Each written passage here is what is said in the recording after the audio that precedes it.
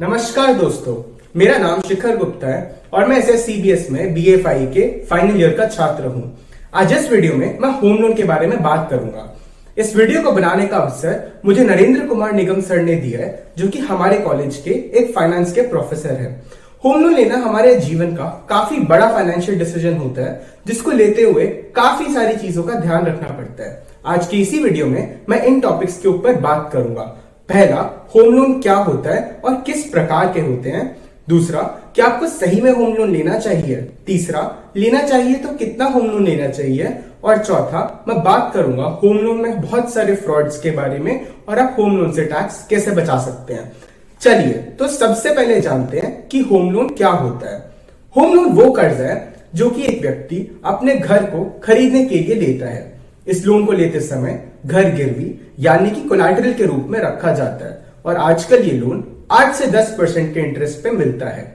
अब हम जानेंगे होम लोन किस किस प्रकार के होते हैं।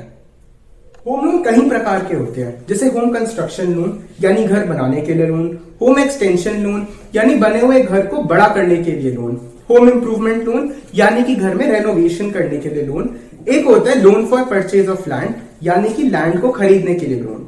अंत में एक कंपोजिट लोन भी होता है जो आप लैंड खरीदने के लिए और घर की कंस्ट्रक्शन के लिए दोनों के लिए यूज कर सकते हैं। अब हम देखेंगे कि ये होम लोन कहां कहां से लिए जा सकते हैं। होम लोन आप बैंक या फिर एक एनबीएफसी से ले सकते हैं। इसके अलावा काफी क्रेडिट कोऑपरेटिव सोसाइटीज भी है जो कि होम लोन देती है। एनबीएफसी के मुकाबले बैंक आपको कम इंटरेस्ट रेट पे लोन देता है, पर वो बाकी काफी सारे चेक्स के बाद लोन देते हैं। उदाहरण के लिए मुथूट फाइनेंस 12.5% पे लोन देती है और एसबीआई एक बैंक जो है वो 8.4% पे लोन देती है। बाजाज फिनसर्व और मुथूट फाइनेंस कुछ एनबीएफसीज हैं। हमारे देश में गवर्नमेंट एम्प्लॉइज के लिए काफी सारे बेनिफिट्स हैं, जैसे PNB pride home loan scheme, HDFC Arya home loan scheme और एसबीआई शौर्य होम लोन स्कीम, जिसपे नॉर्मल रेट से कम इंटरेस्ट रेट पे लोन मिलता है। अब हम जानेंगे क्या लोन लेना आपके लिए सही में आवश्यक है या फिर बिना लोन के भी काम लिया जा सकता है। इस सवाल का जवाब लोन के इंटरेस्ट रेट पे और इन्वेस्टमेंट के रेट ऑफ रिटर्न पे डिपेंड करता है। अगर हम पीछे कुछ सालों को देखें तो 12% का रिटर्न कमाया जा सकता है पैसे को इन्वेस्ट करके। ये रिटर्न हल्की से रिस्क के साथ होता है। हम ये मान के चलेंगे कि हम ऐसे व्यक्ति है जो 30% टैक्स ब्रैकेट में है, तो इन्वेस्टमेंट का जो रिटर्न है 12%, आपको उसका सिर्फ 70% मिलेगा, यानी कि 8.4%। जो मिल रहा है ये जो रिटर्न 8.4% का, ये थोड़े से रिस्क के साथ है। अब अगर हम आज के समय को देखें, एसबीआई में 8.4% का इंटरेस्ट मिलता है। तो अगर हम देखें पैसे को इन्वेस्ट करने के बाद भी 8.4% मिल रहे हैं और लोन भी 8.4% का ही है, तो अगर हम हमें अलग से कोई लोन लेने का कोई फायदा नहीं हुआ। अगर हम पैसे को इन्वेस्ट करने की जगह घर खरीदने में लगाते और लोन ना लेते तो ज्यादा अच्छा होता। पर ये आज का समय है जहां इंटरेस्ट रेट बढ़े हुए हैं। अगर हम कुछ साल पीछे जाएं, यानी कि 2020 में, जहां 7.5% का इंटरेस्ट रेट मिलता है, इस केस में हमें इन्वेस्टमेंट से रिटर्न मिलेगा 8.4% का और जो लोन का अमाउंट है वो है 7.5%, यानी कि 0.9% का एडवांटेज मिलेगा लोन ना लेने पे और पैसे इन्वेस्ट करने पे। अब हम जानेंगे कि कितना होम लोन लेना चाहिए। इस सवाल का जवाब टैक्स बेनिफिट्स को ध्यान में रख के दिया जा सकता है। ईएमआई के इंटरेस्ट पे आप सालाना 2 लाख का फायदा ले सकते हो और प्रिंसिपल पे 1.5 लाख का। अगर आप एसबीआई में 35 लाख का लोन 6 साल के लिए 8.4% पे लेते हो तो इंटरेस्ट की कीमत अराउंड 1.6 लाख आती है और ये 2 लाख के टैक्स फायदे से कम है। अगर आप 44 लाख का लोन ले तो आपकी इंटरेस्ट की कीमत अराउंड 2 लाख के आसपास आएगी और आप टैक्स बेनिफिट का पूरा फायदा ले पाएंगे। होम लोन के टैक्स में और भी बहुत सारे फायदे हैं, जिसके बारे में हम बाद में बात करेंगे। अब हम बात करेंगे होम लोन इश्यूज के बारे में। होम लोन लेते समय आप जब बैंक अधिकारी से बात करते हैं तो वो आपको काफी सारे हिडन चार्जेस के बारे में नहीं बताते। इनकी कीमत मिला के काफी ज्यादा होती है। सबसे बड़ा हिडन चार्ज जो है वो है एडमिनिस्ट्रेटिव या फिर एप्लीकेशन फी। इसकी कीमत 2500 से लेके 6500 तक होती है। इसके ऊपर एक प्रोसेसिंग फी भी पे करनी होती है, जिसकी कीमत 0.5% से 1% तक होती है और इस पे 18% जीएसटी भी लगता है।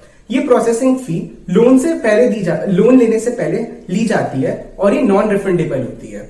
बाकी हिडन चार्जेस है late payment fee, default payment fee और फोरक्लोजर फी।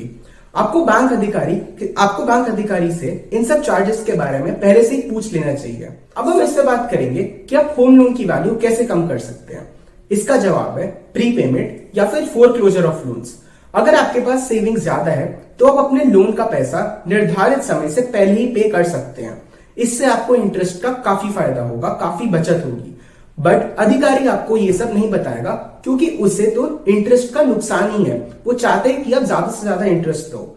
अंत में आपको ये भी ध्यान रखिए कि अगर आप 2 या उससे ज्यादा बैंक से लोन ले रहे हैं तो फिर आप एक बैंक को अपनी प्रोसेसिंग फी ना लेने को कह सकते हैं।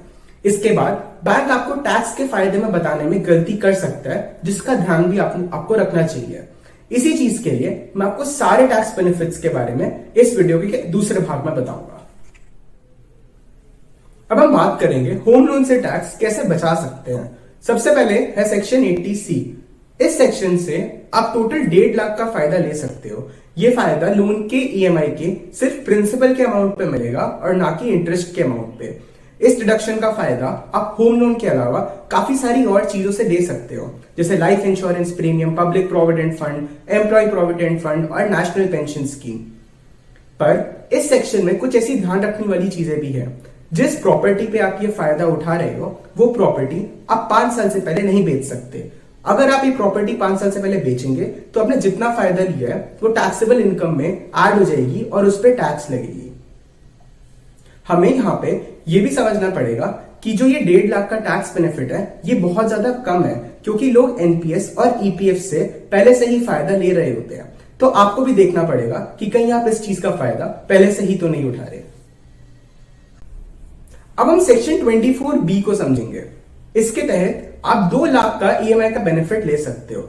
इसमें जो फायदा मिलेगा वो आपको इंटरेस्ट के पोर्शन पे मिलेगा, पर इसमें यह ध्यान रखना है कि ये जो फायदा है घर पूरा बनने के बाद ही मिलेगा। अब आप सोच रहे होंगे कि अगर मेरा घर बन रहा है और मैं इंटरेस्ट भी पे कर रहा हूं तो क्या ये मेरे लिए नुकसान है? ऐसा बिल्कुल भी नहीं है। घर बनने से पहले जितना भी इंटरेस्ट होगा वो घर बनने के बाद 5 साल तक इस्तेमाल करके उस पर डिडक्शन क्लेम कर सकते हो।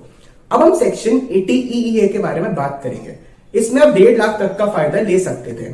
इसमें कुछ कंडीशंस थी, जैसे कि स्टैंप ड्यूटी वैल्यू घर की 45 लाख से कम होनी चाहिए और आपका पहला घर होना चाहिए।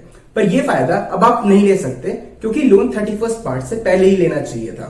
तो अगर बैंक अधिकारी आपको बोले कि आप इसमें भी 1.5 लाख का फायदा ले सकते हो तो वो आपको मैनिपुलेट कर रहा है। बहुत बार बैंक आपको ये भी नहीं बताएगा कि आप लोन को एक जॉइंट ओनरशिप में लेके उस पर टैक्स बेनिफिट का डबल फायदा ले सकते हो।